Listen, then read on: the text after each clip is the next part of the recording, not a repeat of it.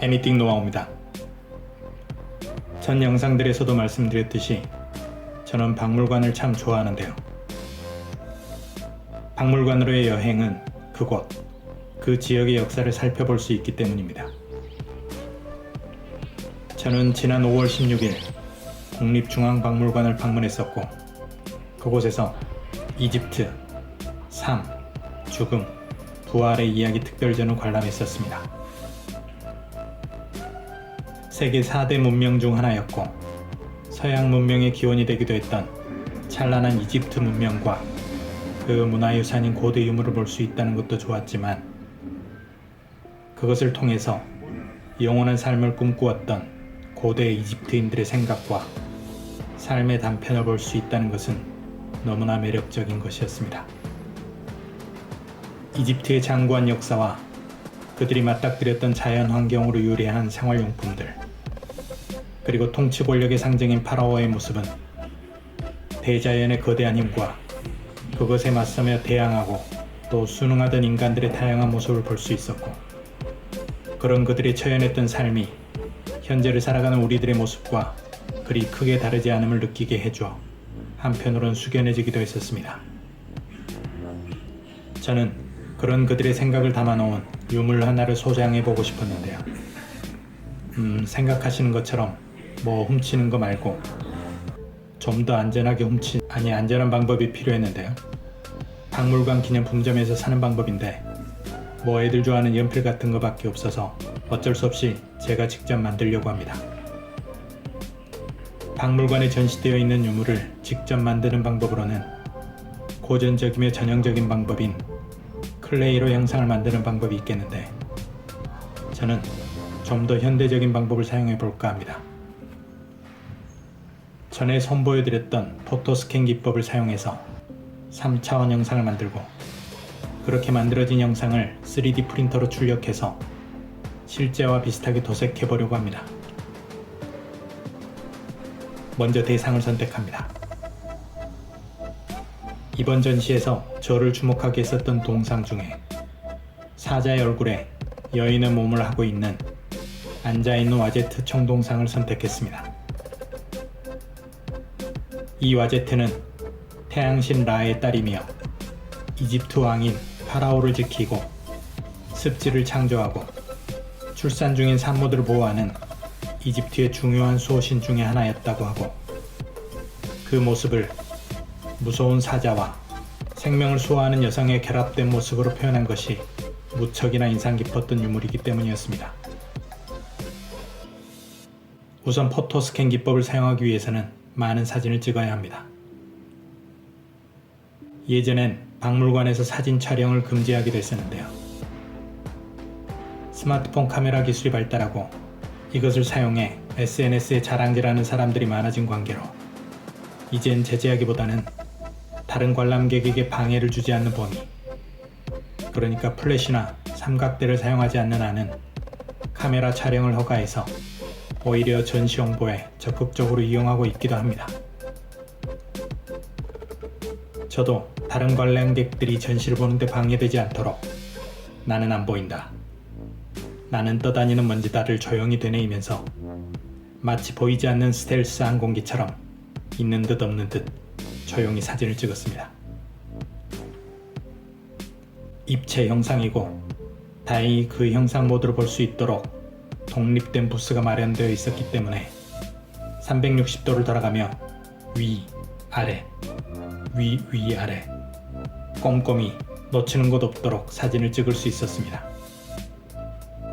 최근에 찍는 디지털 사진에는 여러 가지 정보가 들어가 있습니다.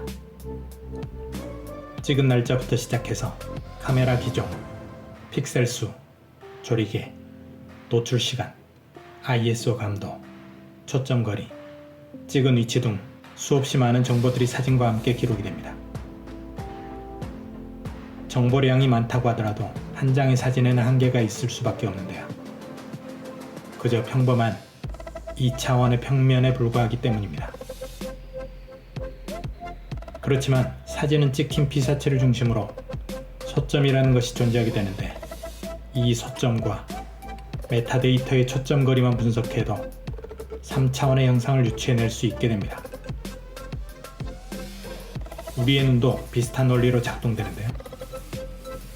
양쪽 눈에서 각각 바라보는 다른 각도의 형상은 뇌를 통해서 소점과 초점 거리를 유추하게 되고 3차원의 깊이와 입체 형상을 분석할 수 있게 됩니다. 한쪽 눈을 감고 물건을 집으려면 거리감이 없어 물건 집기가 어렵게 되는데 두 눈을 뜨고 보면 잘 보입니다. 아니, 정확한 거리를 측정할 수 있게 되는 것이 그런 이유이기 때문입니다. 어렸을 때 딸깍거리며 두 눈 대고 봤던 입체경이 그 원리를 응용한 놀이기구였던 셈이었죠.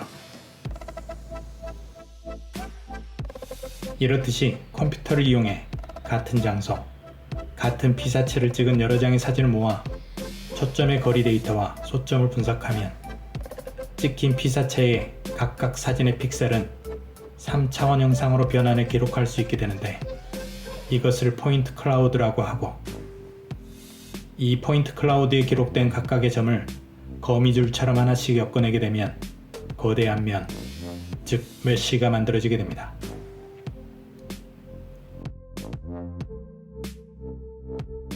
제가 찍은 200여 장의 사진에 담긴 박물관의 유물은 한나절의 시간 동안 분석돼서 컴퓨터 메모리에 데이터의 형태로 고스란히 옮겨진 셈입니다. 이렇게 만들어진 메쉬는 전문적으로 메쉬를 다루는 프로그램인 메쉬 믹서로 옮겨줍니다.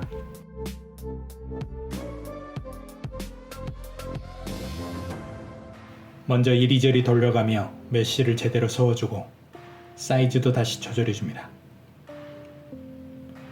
그리고 사진과 비교해가면서 형상이 제대로 만들어졌는지 살펴봅니다.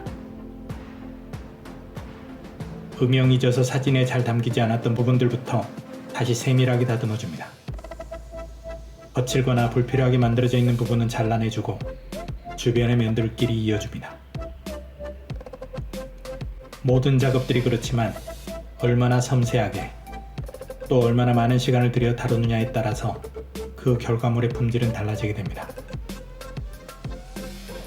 클레이로 조각하듯 최대한 많은 시간을 들여 면을 다듬어줍니다. 클레이로 만들 걸 그랬나? 포인트 클라우드로 만든 메쉬는 찍힌 사진의 픽셀 분포에 따라 제각각 배열되기 때문에 만들어진 메쉬 자체는 고르지 못하게 배열되어 있게 됩니다. 이렇게 되면 3D 출력을 할 때 오류가 발생할 확률이 높아질 뿐만 아니라 컴퓨터로 다루기에 버겁기 때문에 이것을 고르게 펴주는 보정 작업을 해줍니다. 이제 껍데기에 불과한 형상을 3D 출력을 할 수 있도록 면을 두껍게 만들어주는 작업을 해줘야 합니다. 이렇게 두꺼운 면을 형성하는 것은 여러 가지 방법이 있을 수 있습니다. 스캔된 메쉬에 보이지 않는 오류가 있을 수 있기 때문에 그런 오류를 보정해주는 가장 적절한 방법을 택해야 하는 것인데요. 사실 저는 이 작업에서 굉장히 많은 시간을 투입했었습니다. 그렇지만 현재 가지고 있는 컴퓨터에서 할 수 있는 작업과 제가 생각하는 방법에는 구현하는 데 있어 한계가 있다는 것을 깨닫게 되었고 그렇게 되는 데까지 굉장히 많은 시간이 투입된 것이었습니다.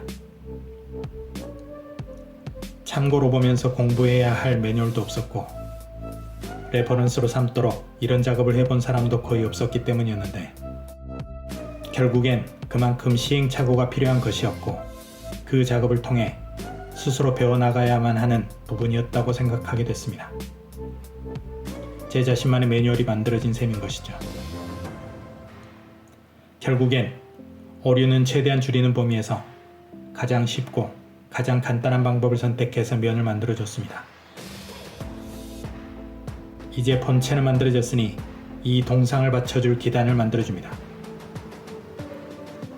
기단부는 과하지 않을 정도의 사이즈로 그리고 3D 프린터로 한꺼번에 출력하기 좋을 정도로 만들어서 본체와 결합해줍니다. 이제 3D 출력을 하기 좋은 위치로 배열해주고 출력될 때 형상이 무너지지 않도록 서포트를 설치해줘야 합니다. 사람들은 자신이 원하고 이렇으면 싶은 방식으로 사고합니다. 그렇지만 현실은 그런 자신과는 전혀 무관하게 돌아갈 때가 많습니다. 따라서 결과물은 많은 오류가 발생하게 되는데, 이럴 때 자신의 입장에 생각하지 않고 그 대상이 되는 상대 입장에 생각하게 되면 실제 만들어지는 결과물은 전혀 달라질 수 있습니다. 이 서포트 작업도 비슷합니다. 내가 만들고 싶은 것과 실제 벌어진 물리적 현상은 서로가 다른 것이기 때문에 내 내적인 욕망을 버리고 사물에 벌어질 물리적 현상으로 바라보면서 작업을 해야 하고, 결국엔 그렇게 좋은 결과물도 얻을 수 있게 되는 것입니다. 서포트를 배치하고 출력을 합니다.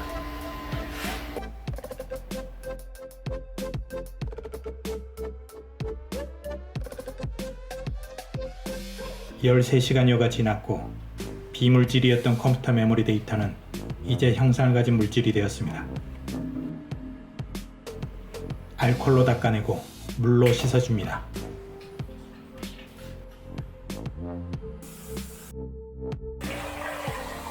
이제 출력될 때 받쳐줬던 서포트를 제거해줍니다. 다행히 출력된 물체의 관점에서 제대로 설치된 듯이 큰 오류는 없는데, 근데 서포트가 왜 이렇게 늘어졌냐. 이제 잘 말렸다가 도색을 해줍니다. 도색하는 데 있어서 밑바탕을 이뤄줄 서페이스를 칠해줍니다.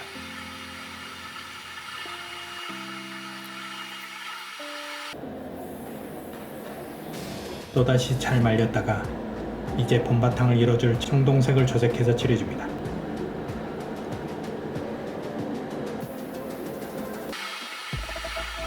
그런데 칠하고 보니 이게 원래의 레진 색깔이 아닌가 싶어 당황했지만, 이것은 내가 의도했던 색이었으라며 조용히 스스로를 체면 걸어봅니다.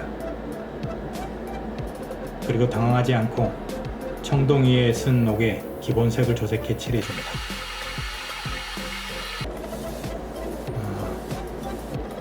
이건 이도저도 아닌 것 같아 보여 또 당황스럽지만, 이것은 내가 의도했던 연출이었어라며 또다시 조용히 스스로에게 최면을 걸어봅니다. 이제 다시 잘 말렸다가 드라이브러쉬로 웨더링을 해줘야 합니다. 웨더링은 사물에 덧대어진 수많은 시간이 쌓인 흔적을 표현해내는 기술인데요. 아무리 잘 표현한다고 해도 수천 년의 시간을 모두 표현해낼 수는 없겠지만, 이 유물을 만들어낸 이들의 정성과 염원을 되새겨본다는 것만으로도 사실 제가 할 수 있는 최대한의 노력을 기울인 것은 아닐까 싶기도 합니다. 옅은 베이지색으로 전체적인 부식의 질감을 넣고, 음영진 곳은 깊이감을 주기 위해 짙은 청동색을 칠해줘 또다시 잘 말려줍니다. 짙은 갈색 녹은 금색과 갈색을 섞어 밑바탕색을 만들어 드라이브러쉬를 칠해줍니다.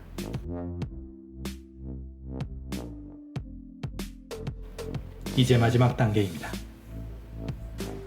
레드러스트 컬러에 블랙을 섞어 어둡게 녹슨 색을 만들어 드라이브러쉬질을 해줍니다.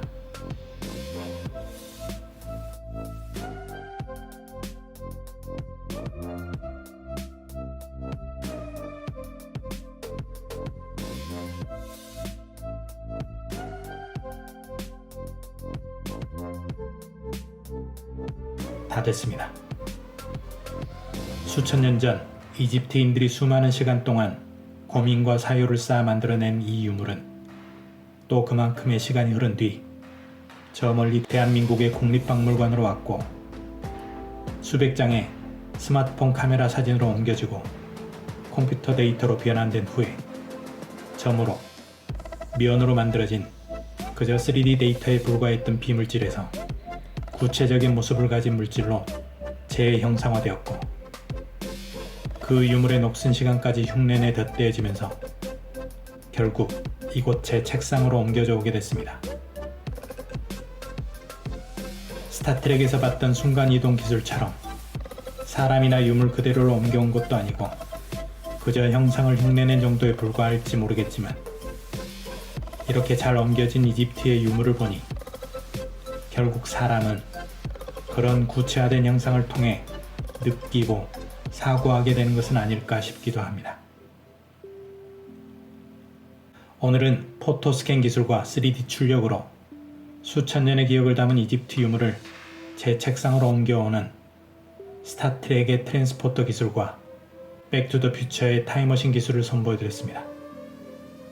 저는 또 유익하고 재미난 영상으로 인사드리도록 하겠습니다. 기대해주세요.